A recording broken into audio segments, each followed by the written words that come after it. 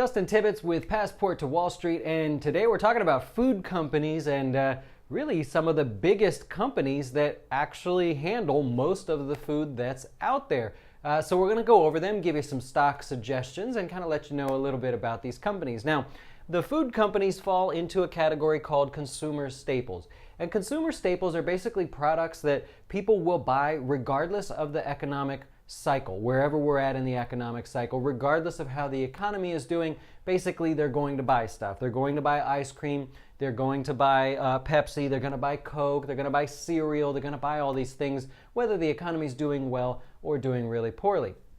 So it's known as a defensive way to invest because no matter how the economy is doing, you're essentially playing defense with companies that should continue to hang in there at the very least, not fall and collapse like big tech names might do if the economy gets a little bit weak. Now, something you should know that over the last 10 years, the consumer staples sector has actually outperformed the S&P 500.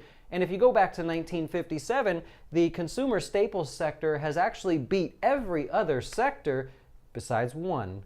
We'll let you guess which one that one is, but the point is, it is the second best performing sector going all the way back to 1957. So actually, most people look at this and think, what a boring way to invest, but the performance shows that it may be something you want to consider. So let's go over a few names that really have a big portfolio of food brands and just have a little fun telling you about them. We've got General Mills. The symbol is GIS. You maybe know them from cereal. That's how I know them, from the makers of Cheerios and Chex Mix and things like that. But really, General Mills also owns brands like Yoplait, Hamburger Helper, getting into the sort of evening food category, and Haagen-Dazs. So you can see the diversity. They got a little breakfast, a little bit of lunch, or a little bit of dinner, and a little bit of dessert also. They also own Betty Crocker, which is that sort of butter brand. Betty Crocker, Betty Crocker, the cooking brand. So they've got a wide variety of products in there. They pay a 4.43% dividend, and it moves a little slower than the market. So you know that it's going to outperform or has outperformed. You're getting a nice little dividend. That factors in there, of course. Next up is Kellogg's. We've probably all heard of Kellogg's, mainly known for their cereals. But Kellogg's also owns Eggo waffles, Pringles, and Cheez-Its. So popular snack brands there. They pay 3% dividends yearly. They make $1.7 billion a year. So a decent looking thing there as well. If you're familiar with their cereals, you may know Fruit Loops and Frosted Flakes. Those always stick out to me as Kellogg's brands. Next up is a company called Mondelez. You maybe haven't heard of Mondelez. They don't like brand their products with their name, Mondelez. But they are a monster, Mondelez is. They do $26 billion in sales. They make $3 billion off of that, and because of that, they pay a 2.39% dividend.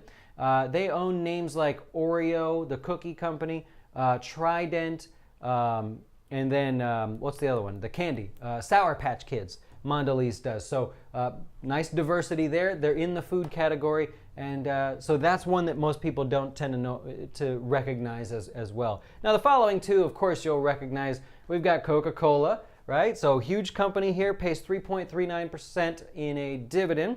Not only do they make Coke, but Coca-Cola also, they bought Honest Tea. They own Dasani water, and they're even thinking about doing a cannabis drink.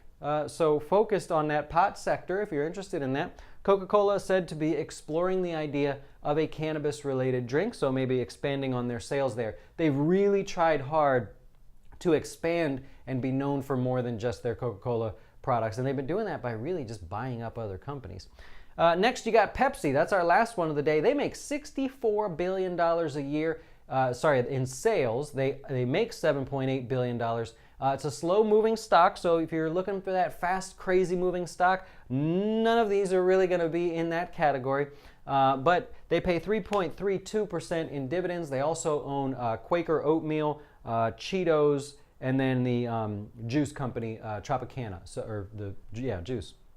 So there you have it. There's a few names in the consumer staples sector that actually have a good track record of performance. They pay a decent dividend, and they own more brands than you think. And I didn't even name all of the brands that these companies own, but you'd be surprised to know that General Mills, along with a few others, they actually own pet food brands too. Some of the biggest pet food brands that you know of are owned by human food companies. So you're getting that exposure as well.